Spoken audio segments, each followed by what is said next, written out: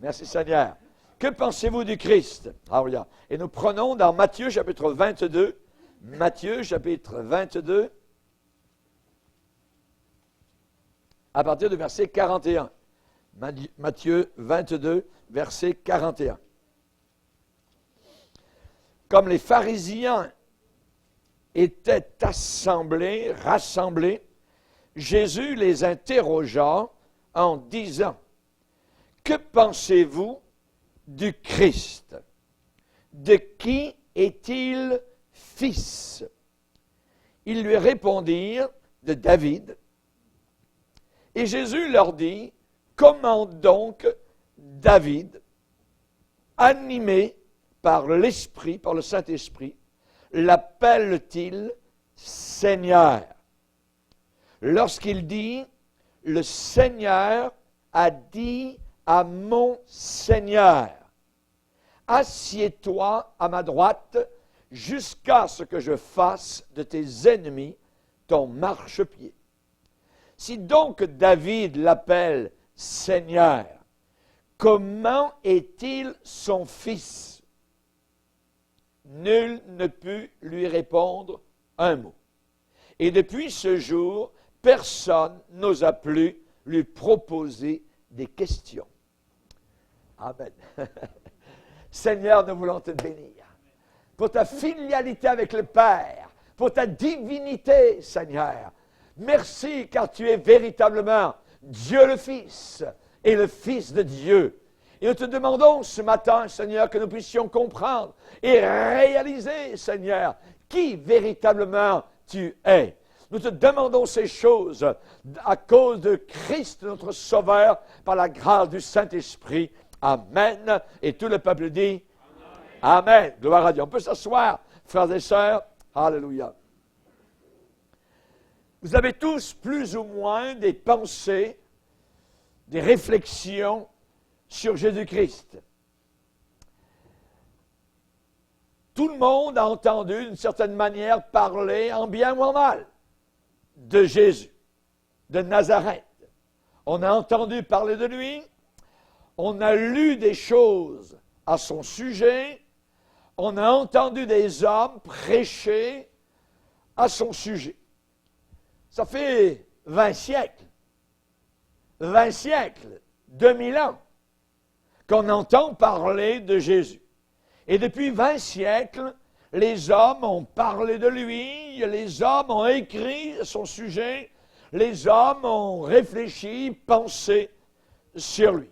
Et malgré cela, la question nous est posée aujourd'hui à chacun de nous. Que pensez-vous du Christ? Que pensez-vous du Christ? Si je vous demandais ce que vous pensez de votre premier ministre ou d'hommes proéminents, bien connus, vous auriez déjà dans votre tête une idée sur eux. Et vous diriez quasiment en une minute si vous êtes pour ces personnes ou si vous êtes contre ces personnes. La question, pourquoi les gens ne devraient-ils pas avoir une opinion sur Jésus? Pour ou contre? Si vous pensez du bien de lui, pourquoi ne pas se ranger de son côté? Si vous pensez du mal de lui, pourquoi ne pas élever votre voix et dire que vous êtes contre lui? Jésus a dit, nul ne peut servir 2 maîtres à la fois. Ou bien il va aimer l'un et haïr l'autre. Ou il va aimer l'autre et haïr l'un. Mais personne ne peut rester au milieu. Rappelons-nous le défi de Élie, le prophète, dans un temps d'apostasie, de lancer ce défi devant cette foule de personnes du haut du mont Carmel. Jusqu'à quand clocherez-vous des 2 côtés? Si c'est Baal qui est Dieu, servez-le. Si c'est le diable qui est Dieu, servez le diable. Si c'est le Seigneur l'Éternel qui est Dieu, alors servez-le avec un cœur dévoué. Rappelons-nous du haut de la montagne, Moïse, qui a reçu les tables de la loi, il descend du mont Sinaï et il lance le défi au peuple qui est en train de se pervertir au bas de la montagne et de dire « À moi, ceux qui sont pour l'Éternel. Venez vers moi, vous qui êtes pour l'Éternel. » Et les débauchés, les pervers, eh bien, sont restés quelque part et il y a eu la tribu entière de Lévi qui pleuraient, attristés de voir ce qui se passait dans le camp, ont dû se séparer pour venir proche de Moïse. Nous voulons venir proche de Jésus, proche du Seigneur. Si vous croyez que Jésus est un imposteur, si vous croyez que Jésus est un menteur, un psychopathe, si vous croyez qu'il n'est pas mort pour sauver le monde, alors ce serait un jour très heureux pour la chrétienté si les hommes voulaient prendre leur position, si les hommes, je dirais, voulaient vraiment dire s'ils sont pour lui ou contre lui. Mais aujourd'hui, vous parlez des personnes et vous ne savez pas vraiment où est-ce qu'ils se tiennent. Ils sont des deux bords, voyez. Vous savez, les reines, les hommes d'État, les premiers ministres, les ducs, les gouverneurs, les duchesses, les princes et princesses de ce monde seront très très vite passés. Et leur vie intéresse uniquement quelques personnes. Mais chaque personne sur la planète Terre doit absolument faire face à cette question précise et incisive. Que pensez-vous du Christ? Que pensez-vous du Christ? Ce n'est pas que pensez-vous de l'Église anglicane, de l'Église catholique, de l'Église baptiste. Ce n'est pas que pensez-vous des protestants, que pensez-vous des pentecôtistes, que pensez-vous des rabbins juifs, que pensez-vous de tel prêtre, de tel monseigneur, de tel pape, de tel pasteur, de tel imam. Voyez, que pensez-vous du Christ? Que pensez-vous du Christ? Ce n'est pas que pensez-vous de telle doctrine, voyez. Ce n'est pas que pensez-vous des orthodoxes. Non, non, non. La personne vivante de Jésus-Christ. Que pensez-vous de lui? Était-il vraiment le Fils de Dieu, le grand Dieu homme? A-t-il quitté le ciel pour descendre sur la planète Terre et pour sauver? Que pensez-vous de sa venue dans le monde? Nous allons le suivre pendant les 33 années depuis la mangeoire de Bethléem jusqu'à la gloire céleste. Pourquoi est-il né dans une mangeoire? Ça aurait pu être dans un palais. Pourquoi a-t-il laissé abandonner la grandeur céleste, la gloire du ciel, la compagnie des anges, des archanges, des séraphins? Pourquoi a-t-il mis de côté palais céleste, couronne, domination, et est-il descendu seul ici-bas? Que pensez-vous du Christ comme enseignant? Comme enseignant. Un jour, il a raconté des histoires sur les faux prophètes, sur celui qui avait bâti sa maison sur le sable, un autre sur le roc, et après cela, il dit, la foule était bouche bée, frappée par son enseignement. Parce qu'il enseignait non pas comme les scribes et les pharisiens, les blablateurs, voyez, ceux qui savent donner les piqûres pour endormir la gente religieuse. Non, non, non, non. Jésus enseignait comme ayant autorité. Il enseignait comme ayant la vérité absolue et totale.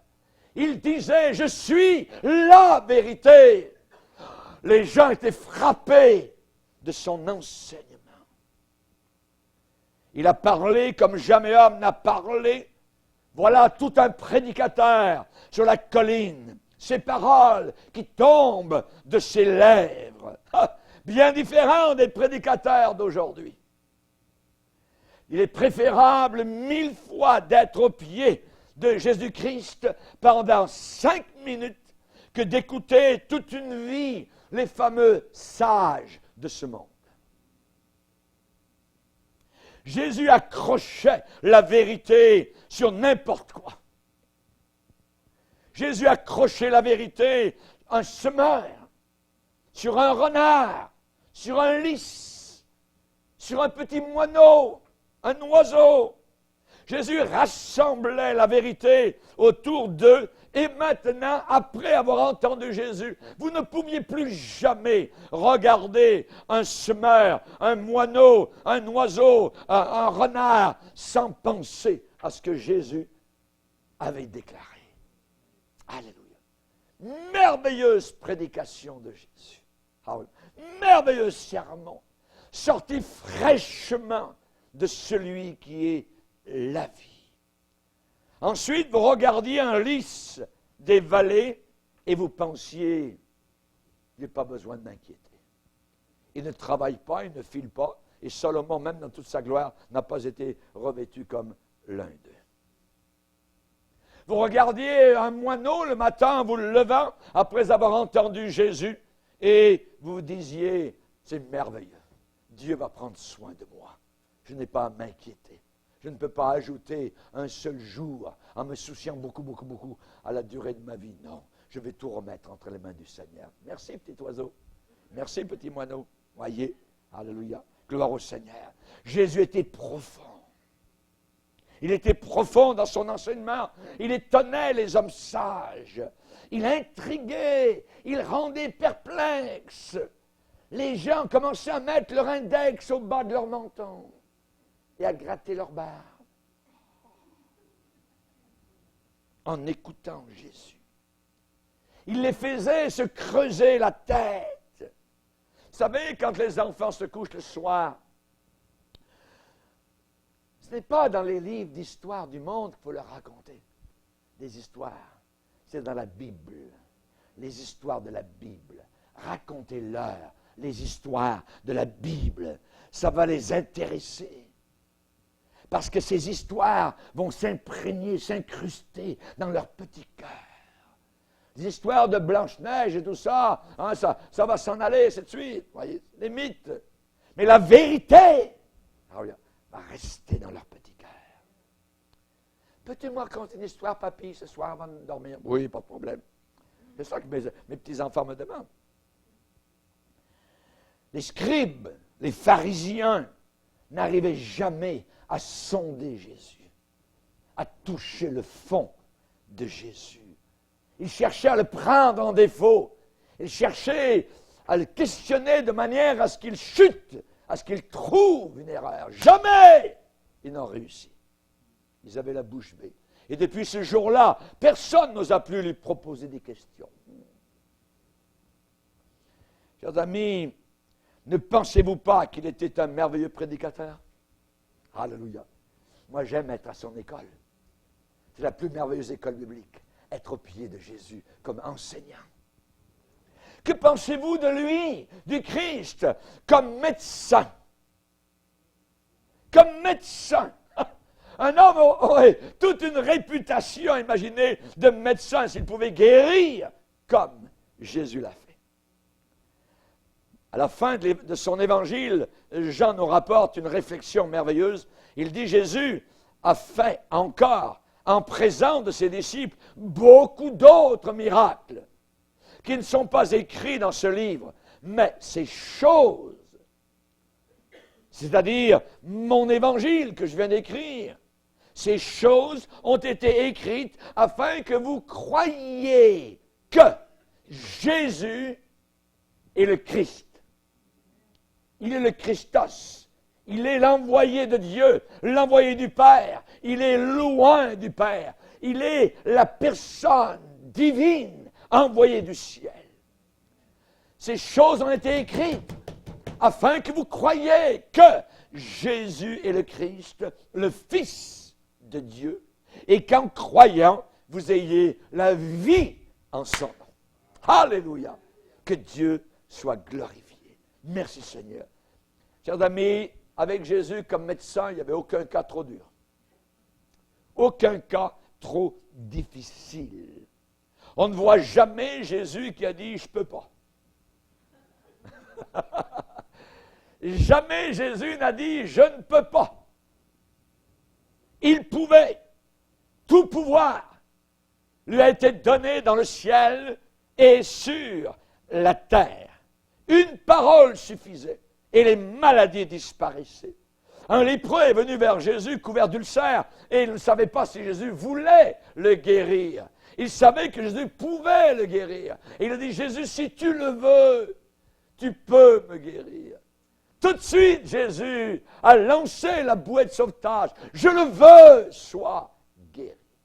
Je le veux, sois guéri. À l'instant, il a été totalement guéri et purifié. Vous savez, le monde autour de nous possède des hôpitaux avec des cas incurables.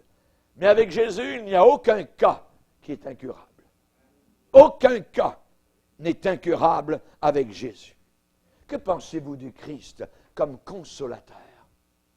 Comme consolateur. Dans la petite maison de Béthanie, il y avait Marthe et Marie qui se lamentaient et qui pleuraient. Leur frère venait de décéder. Jésus est venu et les a réconfortés. J'aimerais vous dire que Jésus est un mari pour la veuve. Jésus est un père pour ceux qui n'ont pas de père. Celui qui est fatigué de la vie peut reposer sa tête fiévreuse sur la poitrine de Jésus-Christ. Les sans-amis trouvent en lui un ami plus proche qu'un frère. Plus proche qu'un frère. Il ne varie jamais. Jésus est le même hier, aujourd'hui, éternellement. Il ne faillit jamais, aucun échec avec lui. Il ne meurt jamais. Sa sympathie est toujours fraîche et son amour toujours gratuit. Gratuit. Ah, les veuves, ah, les orphelins, ah, les veufs, vous qui m'écoutez, allez-vous remercier Dieu pour Jésus-Christ, le consolateur. Le consolateur, celui qui essuie nos larmes salées. Alléluia. Vous qui pleurez. Nous allons ce matin aller vers ceux qui le connaissaient le plus. Et si vous voulez vraiment, évidemment, connaître un homme, vous allez vers ceux qui le connaissent le plus. Pour savoir, évidemment, des choses à son sujet. Alors nous allons être impartials.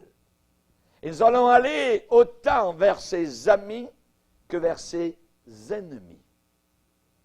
Nous allons aller vers ses ennemis, nous allons leur demander, que pensez-vous du Christ?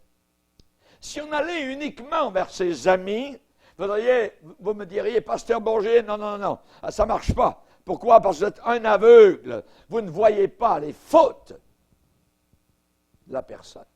Vous allez uniquement vers les amis. Et les amis ne voient jamais aucune faute.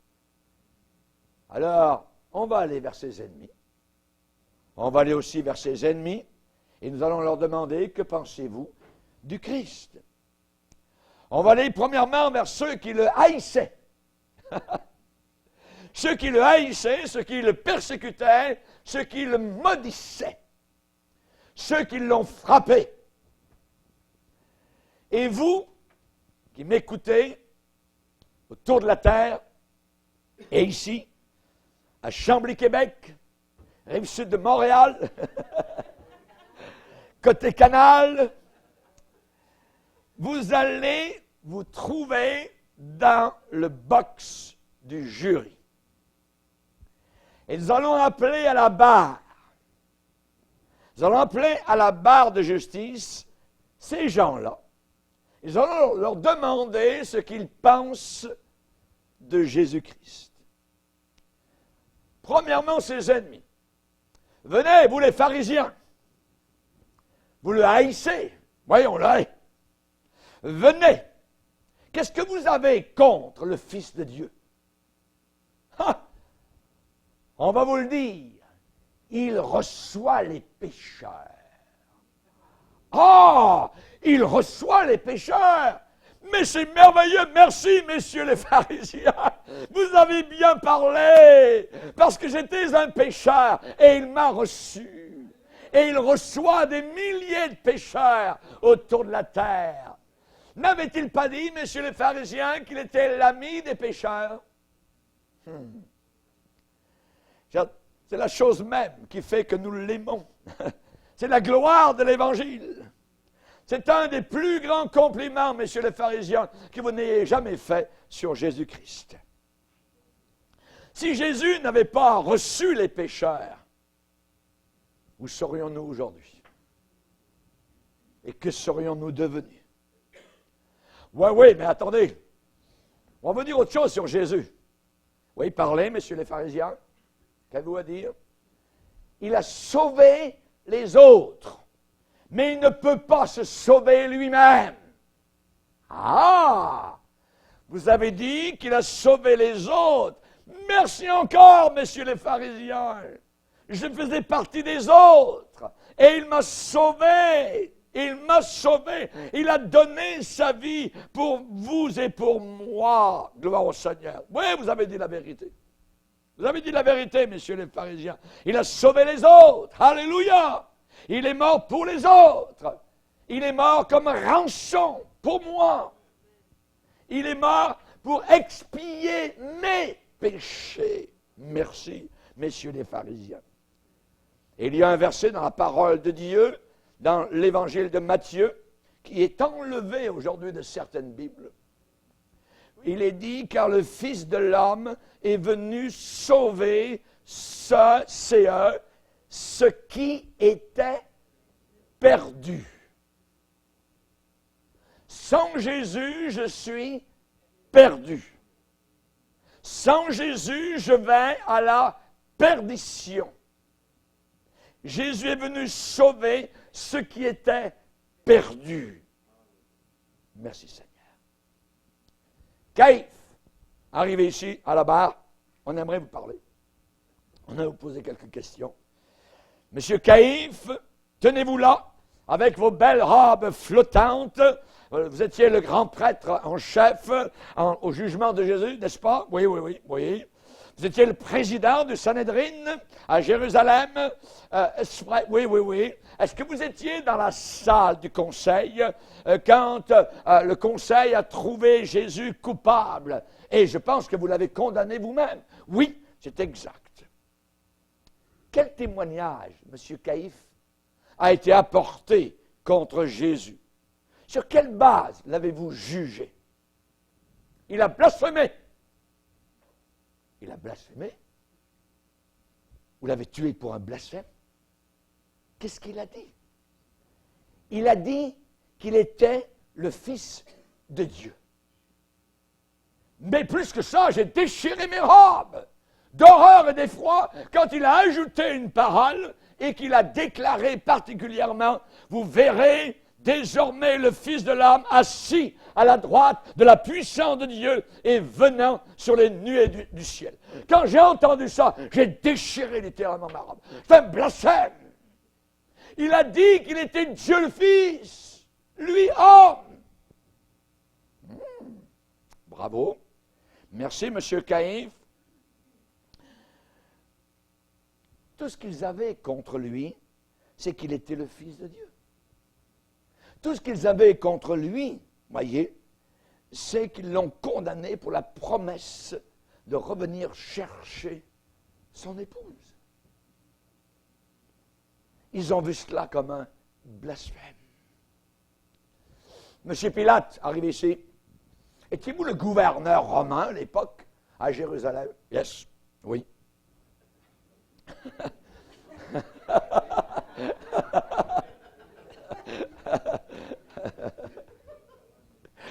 Ya, dada.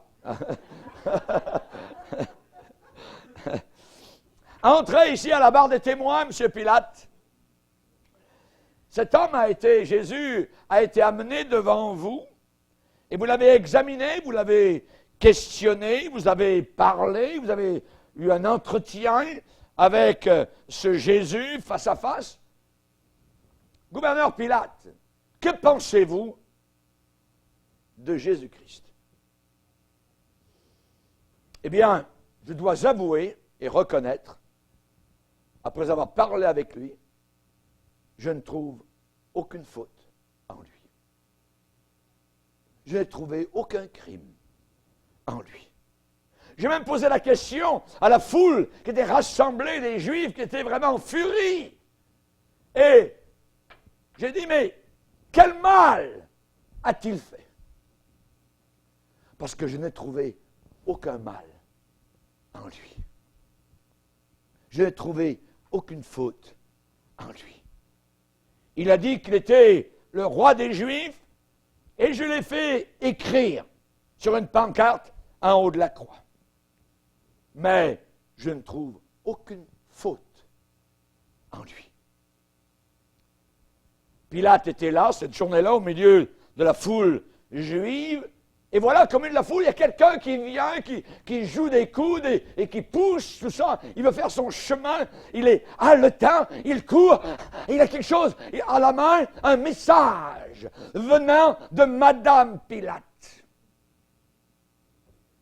Il arrive finalement devant le gouverneur. Monsieur le gouverneur, un message de votre épouse.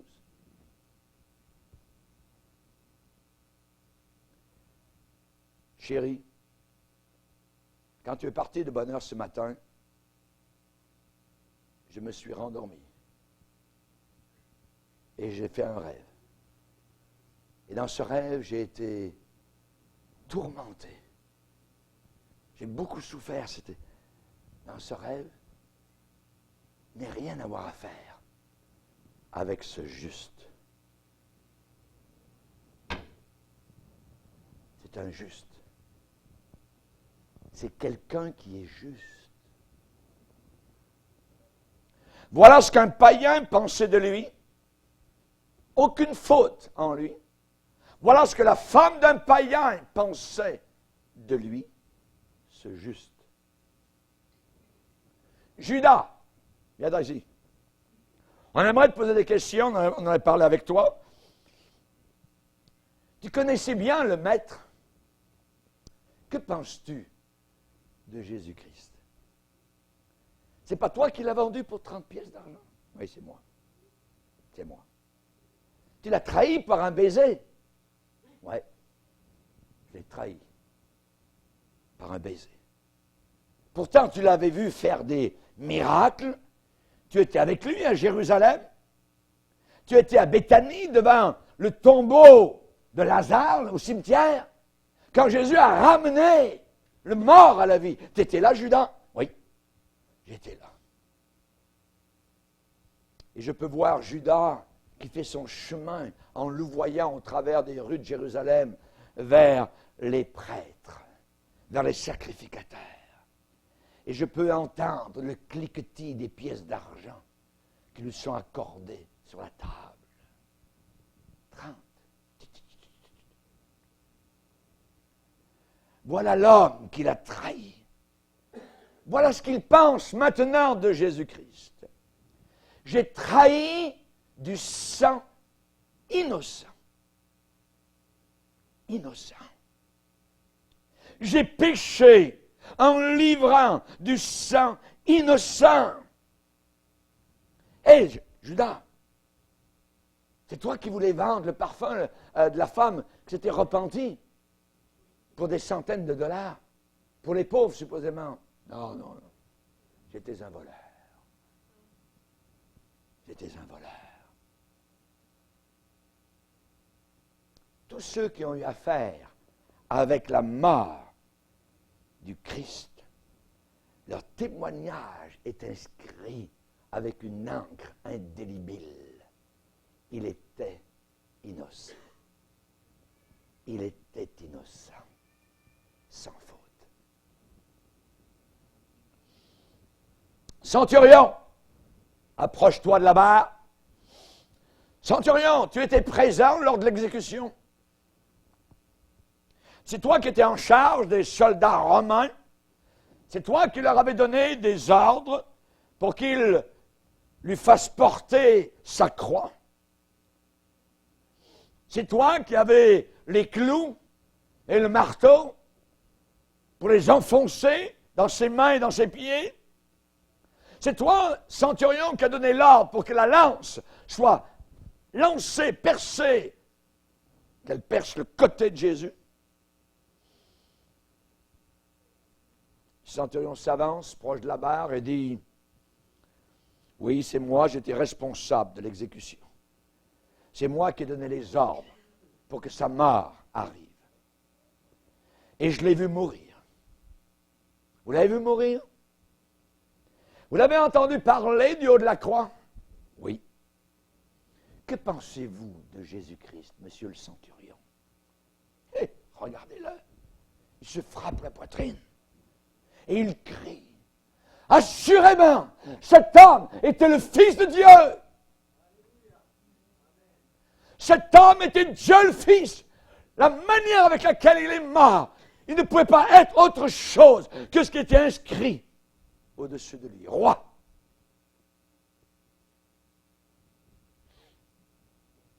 Voleur, viens-t'en ici.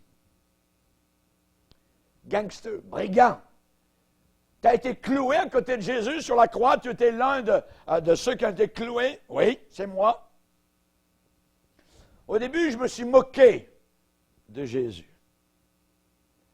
Mais après, j'ai parlé à mon collègue de l'autre côté et je lui ai dit, celui-ci n'a rien fait de mal. Nous, c'est justice, ce que nous recevons. Mais lui n'a rien fait de mal. Démons, venez à la barre. On aimerait vous entendre, vous les démons. On va vous demander vos témoignages. Est-ce que vous avez quelque chose à dire? Oui, nous l'avons appelé Fils de Dieu. Un jour, dans une synagogue, nous étions là cachés, dans un lieu religieux, à l'intérieur d'une personne. Mais Jésus est venu, et on ne pouvait pas s'empêcher de parler. Et on a parlé, et on a dit, nous savons qui tu es, le Fils de Dieu. Jésus, toi, le Fils de Dieu. Il nous a chassés. Vous savez, les hommes disent, moi je crois en Jésus-Christ. Il est le Fils de Dieu, je le crois avec ma tête, tout ça. Et je serai sauvé. J'irai au ciel. J'aimerais vous dire, niet. Non. Les gens n'iront pas au ciel parce qu'ils croient uniquement que Jésus est le Fils de Dieu. Il faut lui donner notre cœur. Il faut lui abandonner notre vie. Il faut le recevoir. Il faut changer de direction. Les démons ont cru que Jésus était le Fils de Dieu. Et ils l'ont dit. Nous savons qui tu es, le Fils de Dieu. Et ils vont en enfer pour toute l'éternité. Ils tremblent devant le Fils de Dieu. Ok, nous allons aller maintenant vers ses amis. Ça suffit les ennemis, maintenant on va aller vers les amis de Jésus. Amenons-les et écoutons leur témoignage, leur évidence. Jean-Baptiste, viens-t'en à la barre. Ah, Jean, avec ta barbe, que t'es beau. Ah, regarde. Avec ton manteau de poils de chameau et quelques reflets de miel dans ta barbe, voyez? Jean-Baptiste, tu es le prince des prédicateurs. Au désert, on t'a appelé le précurseur. À part le maître, personne n'a prêché comme toi. Jean-Baptiste était comme le flash d'un météore.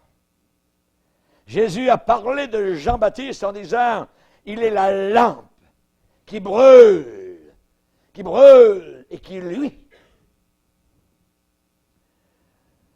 Jean, est-ce que tu as attiré à toi au Jourdain, là-bas dans le désert, toute la ville de Jérusalem? Oui. Des milliers de personnes sont venus à une époque autour de moi et j'ai prêché. Et j'ai prêché à partir du Jourdain. Parfois j'ai prêché, j'avais de l'eau jusqu'à la taille et j'ai baptisé un paquet de personnes qui se sont repenties de leurs péchés. Jean, dis-nous ce que tu penses de Jésus, le Christ. J'ai pointé mon index vers ce jeune homme qui arrivait un jour juste de l'autre côté du Jourdain et j'ai dit, voici l'agneau de Dieu qui ôte le péché du monde. Et je témoigne qu'il est le Fils de Dieu. Alléluia. Pas étonnant, Jean, que tu as tiré tout Jérusalem et toute la Judée. Tu prêchais Jésus-Christ. Et partout où Jésus est prêché de façon authentique et merveilleuse, les âmes viennent à lui. Pierre, viens-t'en ici. Pierre, toi tu es l'apôtre. L'apôtre Pierre. Ah, Pierre. Pierre, j'ai prêché sur ton épître. J'ai donné même un cours sur ce que tu as écrit sous l'inspiration du Saint-Esprit. C'est merveilleux. Pierre, combien je t'aime. Tu es un vrai frère. Pierre, tu étais sur la montagne de transfiguration. Tu étais avec Jésus la nuit où tu l'as trahi. Tu as trahi Jésus. Viens-t'en ici à la barre des témoins. On aimerait entendre ton témoignage. Viens Pierre, dis-nous ce que tu penses de Jésus-Christ. Pierre, tu l'as renié 3 fois? Oui. J'ai renié 3 fois Jésus. Tu as dit avec imprécation que tu ne le connaissais pas. Est-ce que c'était vraiment réel? C'était un mensonge. J'ai menti. Parce que je le connaissais vraiment. J'ai marché 3 ans avec lui. J'ai même marché sur l'eau avec lui. Mais vous savez, à Jérusalem, lorsque j'ai été rempli du Saint-Esprit, quand j'ai commencé à parler en langue, et quand j'ai arrêté de parler en langue, j'ai prêché dans la langue que tout le monde comprenait, et j'ai dit à toute la ville de Jérusalem, sachez avec certitude que Dieu a fait Seigneur et Christ ce Jésus que vous avez crucifié. Voilà ce que je pense de lui. Et lorsque on m'a fait mourir, je n'ai jamais voulu mourir la tête en haut, crucifié, comme lui. Je m'en sentais indigne. J'ai demandé à mes bourreaux qu'ils me mettent la tête en bas et que je meure comme cela.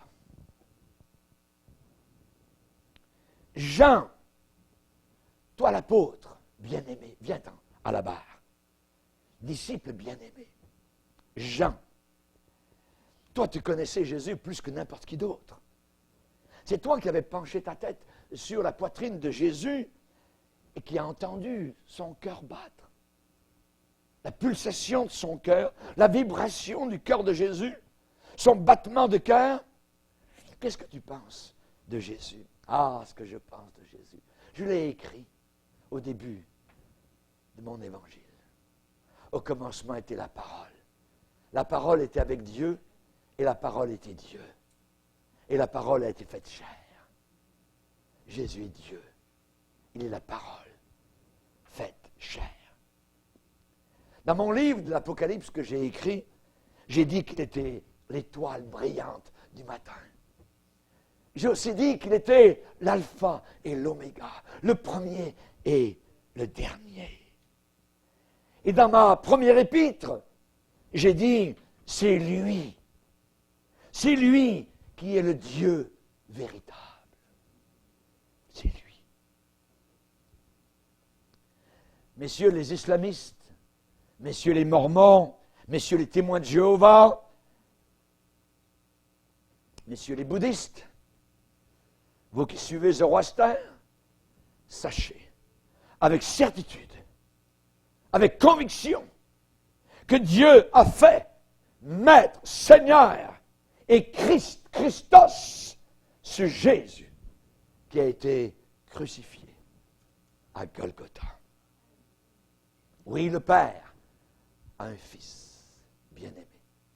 Et si vous ne passez pas par ce Fils, vous n'irez jamais au ciel. Thomas, viens-t'en ici. Thomas, tu sais, dès qu'on dit ton nom, les gens ont un sourire. C'est toi qui as douté. Ouais, j'ai douté.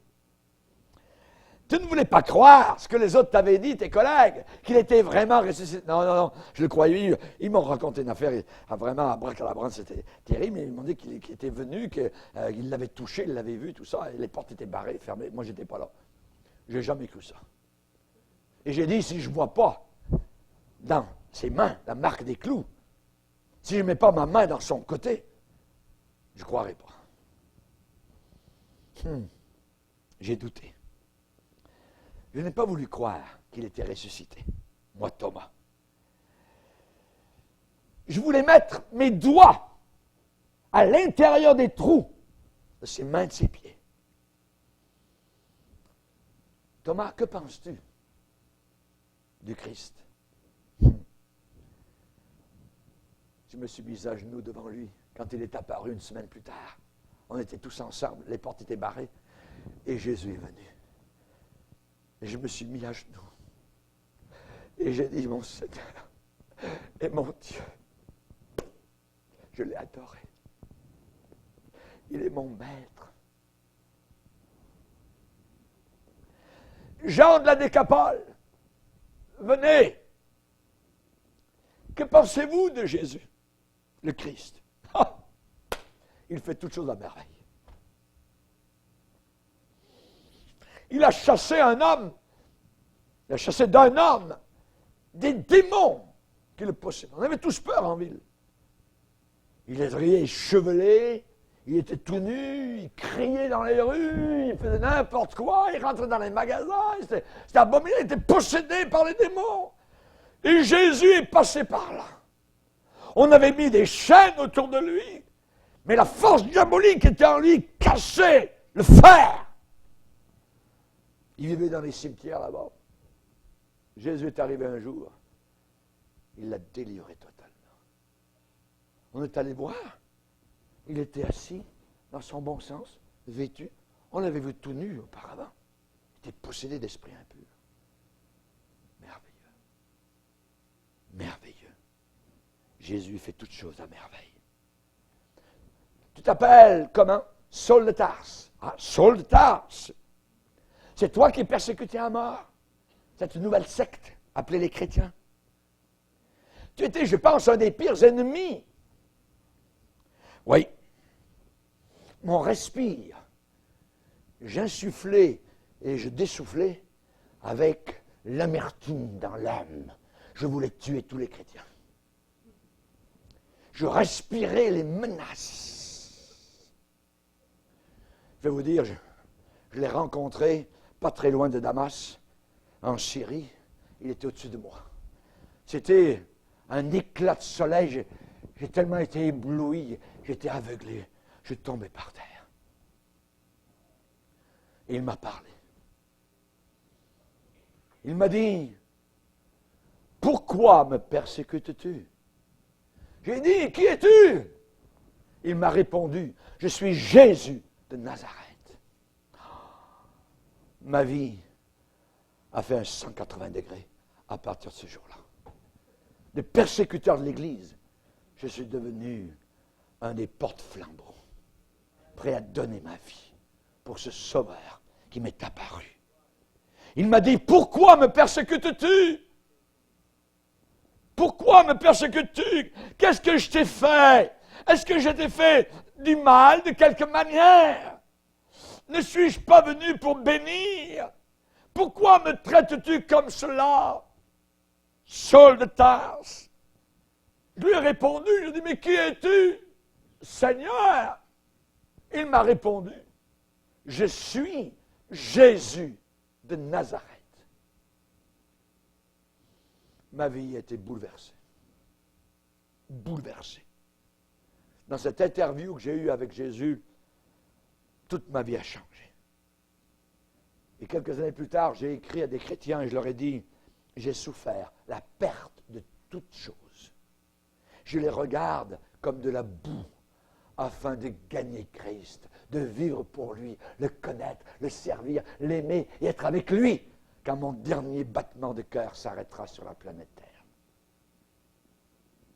Quel changement par cette interview. Hey, vous les anges, arrivez. On va s'éloigner un peu de la terre. On va demander aux anges qu'ils pensent de Jésus-Christ. Ils l'ont vu dans le sein du Père avant même que la planète Terre n'existât. Avant l'aurore de la création, avant les étoiles du matin qui ont chanté ensemble, il était là.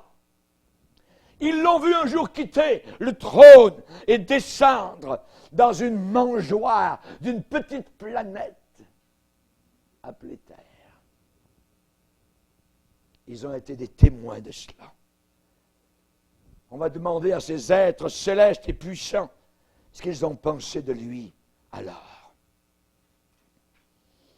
Pour une fois, on va leur permettre de parler, de s'exprimer et d'élever, je dirais, leur voix. Écoutez leur chant. Dans les plaines, au-dessus de Bethléem. Voici, nous vous annonçons une bonne nouvelle qui sera pour tout le peuple le sujet d'une grande joie. C'est qu'aujourd'hui, là à Bethléem, dans la ville de David, il vous est né un sauveur qui est le Christos, le Christ, le Seigneur. Alléluia. Il a quitté le trône pour sauver le monde, pour me sauver, pour te sauver. Alléluia. Est-il étonnant que les anges disent du bien de lui? Vous les saints rachetés, qui êtes là-haut dans le ciel, vous qui le voyez maintenant face à face. Ici-bas sur la terre, il n'était jamais connu. Les gens ne voulaient rien savoir de lui. Personne ne semblait jamais vraiment le connaître. Jésus, oui, qui? Il habite à quel étage? Mais là-haut, dans la gloire, il est connu. Dans le monde de l'au-delà, où il avait été avant même la fondation du monde. Que pensait-il de lui là-bas, là-haut? Si nous pouvions entendre là-haut dans le ciel, il y aurait un cri qui monterait, qui le glorifierait, qui l'exalterait, qui le magnifierait, qui élèverait son nom de Christos, Jésus. Jean, l'apôtre, était dans l'esprit au jour du Seigneur. Il était enlevé dans le ciel et il a entendu autour de lui un cri. 10 000 fois, 10 000, des millions et des millions de voix qui ont dit, qui disaient, tu es digne, Seigneur, tu es digne, Seigneur, de recevoir la sainteté, la puissance. Tu es digne de recevoir la gloire, l'honneur, la force, parce que tu as créé toutes choses. Et c'est par ta volonté qu'elles existent et qu'elles ont été créées. Alléluia. Oui, il est digne de tout cela. Si vous entendiez dans le ciel, ils disent, Saint, Saint, Saint est le Seigneur Dieu, le Tout-Puissant, qui était, qui est et qui vient. Entendez-vous le son qui nous parvient en écho? Tu es digne, Seigneur, d'en prendre le livre et d'en ouvrir les sceaux, car tu as été immolé et tu as racheté pour Dieu, par ton sang, des hommes de toute tribu, de toute langue, de tout peuple, de toute nation, et tu as fait d'eux un royaume et des sacrificateurs pour notre Dieu, et ils régneront. Entendez-vous la voix de ces anges, ces archanges qui disent « L'agneau qui a été immolé est digne de recevoir la puissance, la richesse, la sagesse, la force, l'honneur, la gloire et la louange. » Alléluia. Alléluia. Il est digne de tout cela. Le ciel ne peut jamais parler trop en bien de lui. Que nous, sur la terre, nous puissions faire écho à cela. Nous voulons nous joindre au ciel en chantant le même cantique. Mais il y a un autre témoin, un dernier. Un autre témoin plus haut encore. Quand Jésus-Christ est sorti des eaux du fleuve du Jourdain, alors qu'il venait d'être plongé dans les eaux par les mains de Jean-Baptiste, une voix du haut du ciel a parlé et a dit de façon audible, « Celui-ci est mon Fils bien-aimé, en qui j'ai mis toute mon affection. » Ah oui, Dieu le Père pense du bien de son Fils. Si Dieu est content de lui, ne devrions-nous pas être contents aussi du Fils? Sommes-nous plus grands? Sommes-nous plus sages que Dieu? Si Dieu est content de lui, nous devrions l'être aussi. Si le pécheur et Dieu sont contents, heureux avec Jésus, alors le pécheur et Dieu le Père peuvent se rencontrer. Nous avons un même pôle d'attraction qui est le Fils, en qui j'ai mis toute mon affection, mon amour. Le moment où vous dites comme le Père, je suis content de lui, je suis heureux avec le Fils. Quand vous l'acceptez, quand vous êtes marié à Dieu, alors les deux peuvent se rencontrer. Les deux peuvent s'aimer pour toute l'éternité. Allez-vous ne pas croire ce témoignage? Ce dernier témoignage, le témoignage du Père céleste, est le plus grand de tous. Et il dit que Jésus est le Seigneur des seigneurs, le roi de tous les rois, le prince de tous les princes. Dieu a rendu témoignage à son Fils. Et il le répète une fois de plus, pour que tous puissent le savoir. Avec Pierre, Jacques et Jean, sur la montagne de transfiguration, le Père crie de nouveau, « Celui-ci est mon Fils bien-aimé, en qui j'ai placé toute mon affection. » Écoutez-le. Écoutez-le.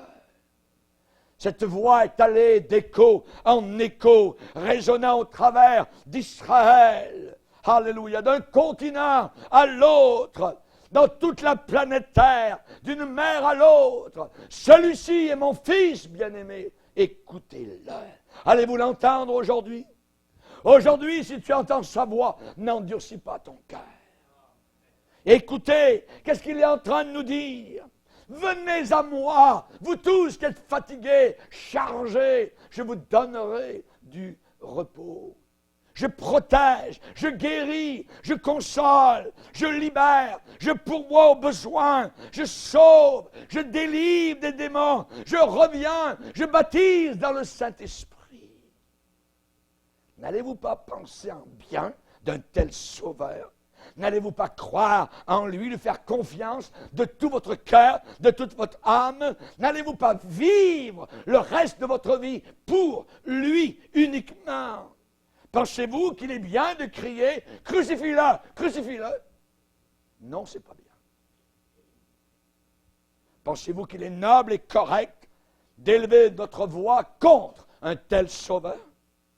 S'il a donné sa vie pour moi, s'il a porté la croix pour moi, s'il y est mort dessus pour moi, n'est-ce pas la moindre chose que je donne ma vie pour lui?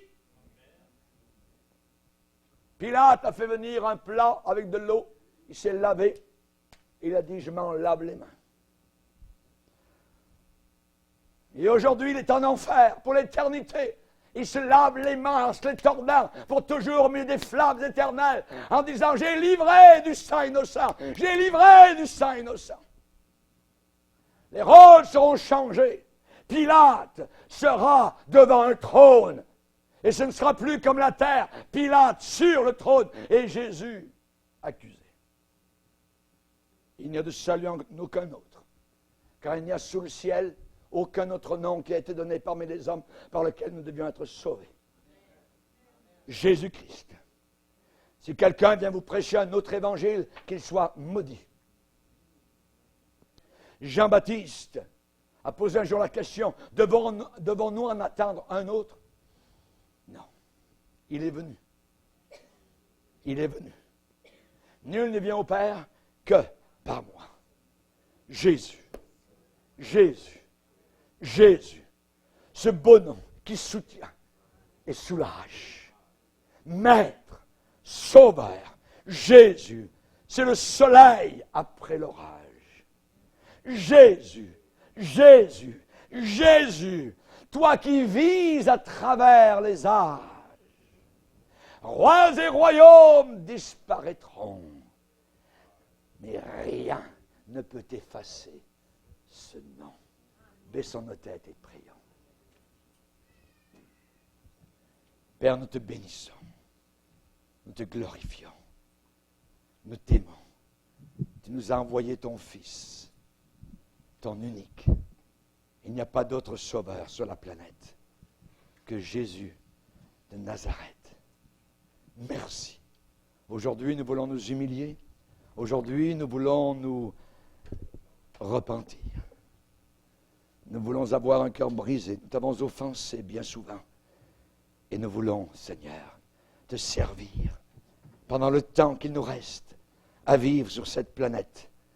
Nous te demandons, Seigneur Jésus, car nous savons, les cimetières sont là pour nous dire que l'on ne vit pas 1000 ans sur la terre, mais peut-être 50, 60, 70, 80 pour les plus robustes. Et un jour, je devrais faire face à ce trône. Et à ce moment-là, ce ne sera plus un sauveur, mais un juge. Aujourd'hui, Seigneur, je peux t'accepter comme sauveur et te recevoir. Et je le désire de tout mon cœur. Merci pour ces frères, pour ces sœurs, qui vraiment veulent marcher avec toi jusqu'à la fin de leur pèlerinage céleste. Au nom de Jésus, Amen. Et tout le peuple dit Amen. Amen. Levons-nous ensemble, frères et sœurs.